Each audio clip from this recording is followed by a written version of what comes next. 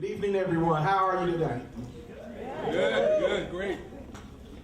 So, I'm sure many of you are wondering, with all these legends in the room, how did I, Ernest Hooper, end up being chosen as the keynote speaker?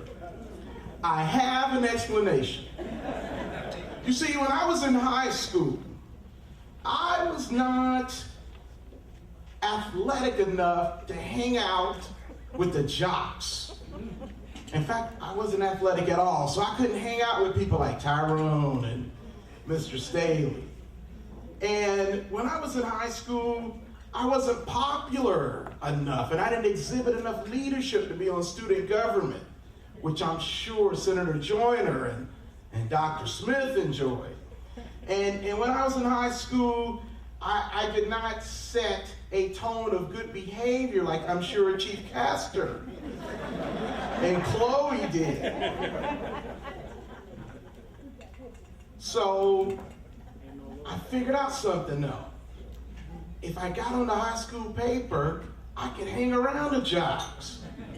And I could hang around the student leaders, and I could hang around the cool people, even though I wasn't cool. And I've been using that scam for 40 years. They still let me hang around. So I just want to, again, salute the legends. I think what makes all of you so special is that there's a thread of community service that connects all of you. And I think that's so important. And in these 9 individuals, we have examples of what we can do. We can be legendary. We can give to this community. So I ask you, are you willing to be a legend when it comes to supporting Aaron's House and making a difference in terms of mental health? We need all of you to be legendary. And I think it starts with, at least for me, it starts with admitting that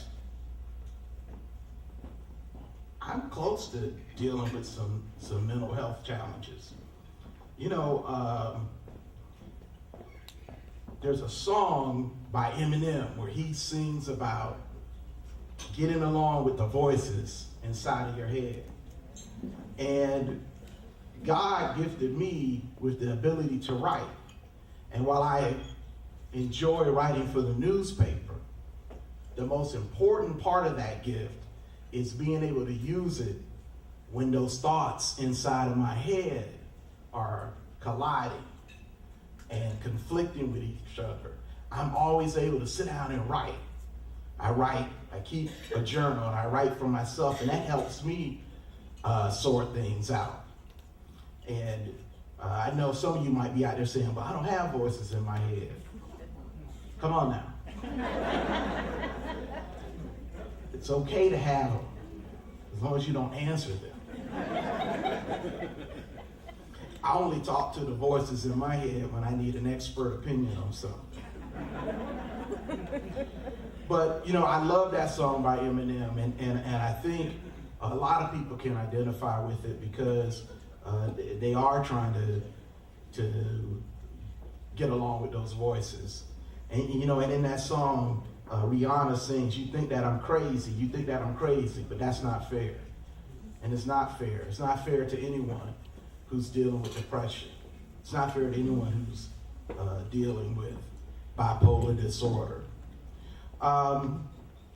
So the other day, the voices in my head were colliding because I was trying to figure out what to say before this audience.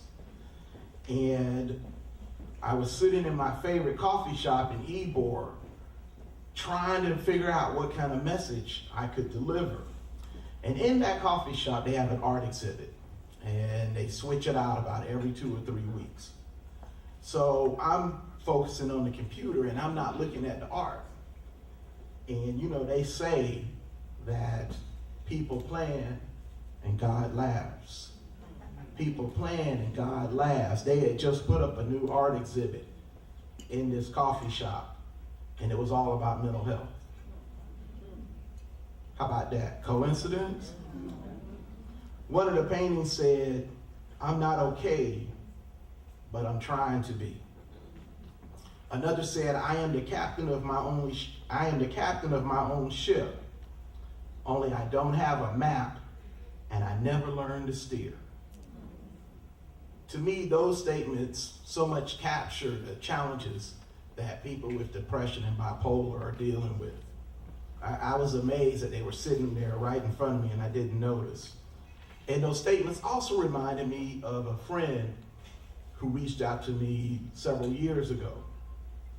And it was kind of a surprise to get a call from her. And we were acquaintances more than friends. And she said, "Hey, I'm reaching out to you because I want you to know that I'm bipolar.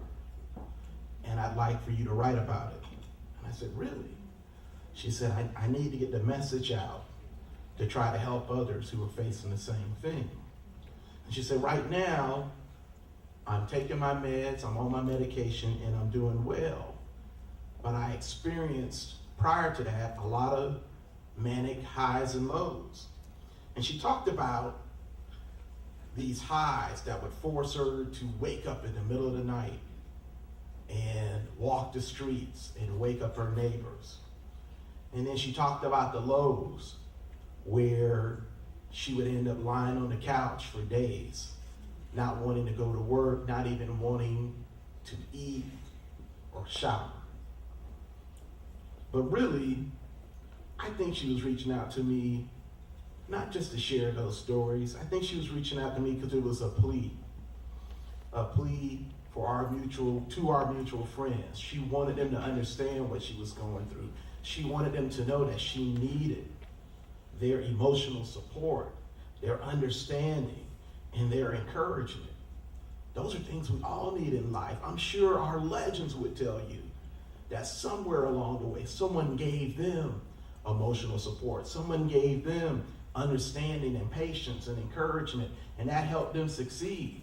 So imagine if you're battling depression or bipolar or schizophrenia, the kind of importance you would place on emotional support and understanding. So I think it's incumbent upon us to do some things to help with the mental health issue. Not just to talk about it and say we care, but to go out and learn and study what bipolar disorder is really about. You know, we all have our smartphones, and I'm always telling my 16-year-old daughter, they call it a smartphone because you're supposed to use it to be smart. She's always looking up what Kanye is saying and what the Kardashians are doing. Let's take our phones and use them to learn, to talk, and learn about bipolar. Let's learn about how we can help those who are suffering from bipolar. And let's learn about how we can help those who are caring for those with depression and bipolar. You know, I was telling Chief Castor, when we talk about caregivers, I'm always reminded of this adage. And you know, when you're on the airplane and something goes wrong, they say the oxygen mask will drop from the ceiling. If you are traveling with a child, put the oxygen mask over your mouth and nose first, then put the oxygen mask on the child. Because you have to be able to breathe before you can help the child. You understand that? That's what caregiving is all about. You have to care for yourself before you can care for anyone else. And they need that support. So I think it's important that we learn more about it. And I host a television show on PBS, the local PBS station. And we talked about WEDU. I was out there trying to promote learning more about mental health and raising awareness about mental health. And I had these experts on, and I thought we would have a robust conversation about all the different policies that the state needed to change so we could do a better job of treating people with mental health. And 3 minutes into the show, they just kept saying the same thing. Ernest, we just need more funding. Well, what about this? And what about that? Well, really, we just need more funding. I had 16 minutes to fill, and we had nothing left to talk about because all they were saying was, we need more funding. We need more funding from the state. So what did we learn this year from the kids at Parkland? We learned that if we take this case to social media, that's how we can begin to impact situations. So if you guys have a Twitter account, I want to ask you to do one thing. I have my phone here.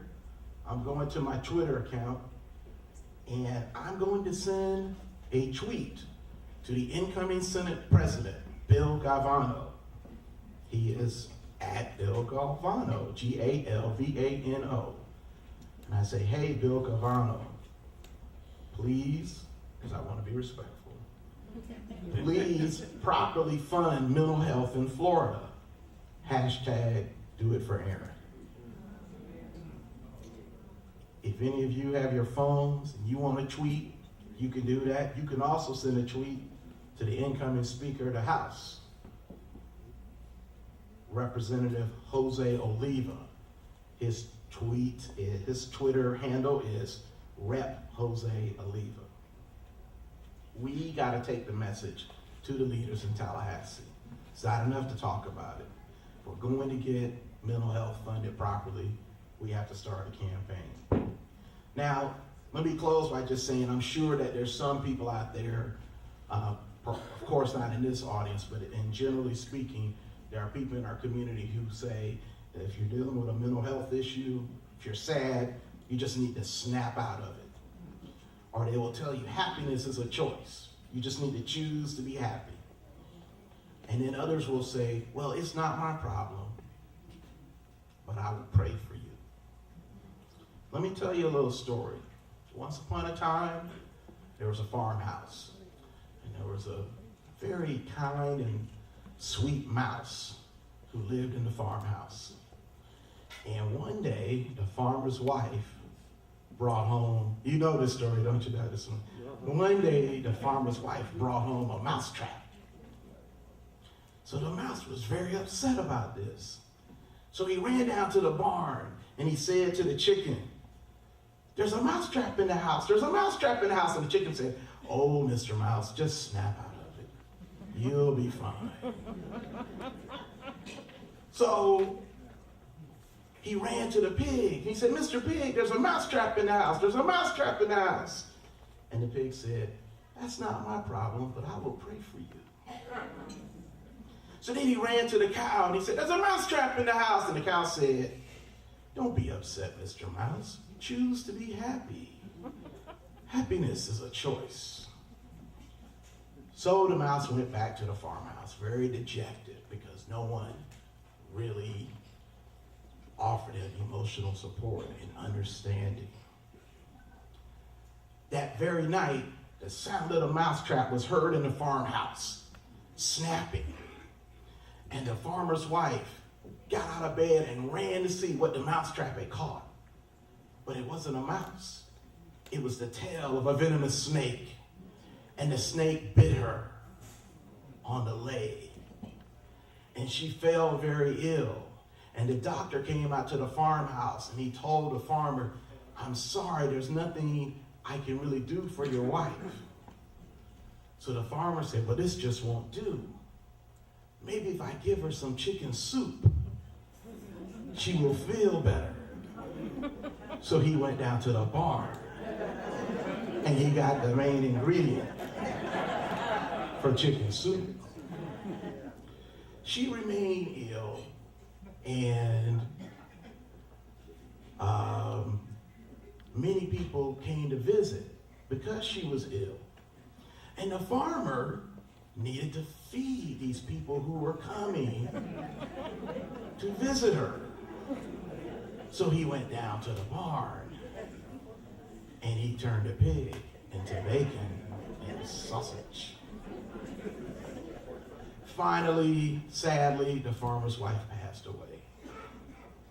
And they had a huge funeral. And after the funeral, they had the repast at the farmhouse. And of course, the farmer needed to feed all the people who were coming to offer their condolences. So he slaughtered the cow. The message is clear.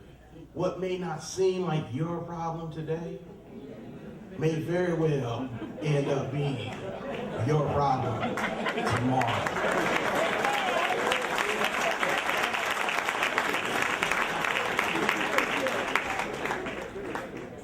So let me just say, don't let this be the last time. Don't let your life get slaughtered because you didn't stand up. Don't lose your bacon because you didn't make more of an effort to help with mental health. Don't let this be the last time we tell people that mental health is a medical and a chemical issue, not something you can just snap out of. Don't let this be the last time we talk about offering emotional support and understanding and patience to the caregivers and to those who are suffering from mental health. Don't let this be the last night we reach out to our elected officials about mental health. Don't let this be the last night we all strive to be legends in our community by taking a stand and lending support to those who are battling depression and bipolar disorder. And please, please, don't let this be the last night we lend support to Aaron's house. That's all I'm saying. Thank you very much.